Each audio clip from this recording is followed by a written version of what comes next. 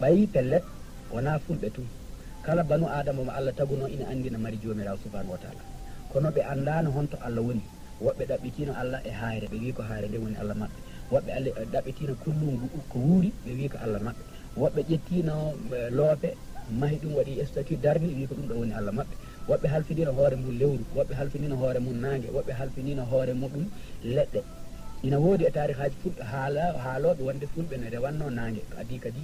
e taw jeyda ɓeɗo fulɓe suudu woturu e nder fulɓe woodino kadi rewannoɓe nangue ɗum kadi eɓe jogui hay koɓe janggatno ko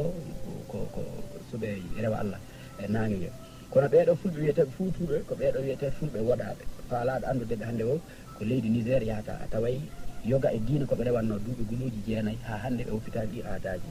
yogaɓe e fulɓe wono Fouta Djolom Fouta Toro Masinaji e fulɓe luttuɓe fof ɓe accitima aadaji fulɓe ɓe ukkitike e liƴƴi goo ɓe ukkitima e aadaji goo haaɓe waylike kono ɓeɗo waylaki ha ñalawma hannde sariyaji mabɓe fulago ngon lutti e mabɓe ko kamɓe ari teppori leydi Algérie ɓawi ɓe immima leydi Tchad ɓe ari leydi Algérie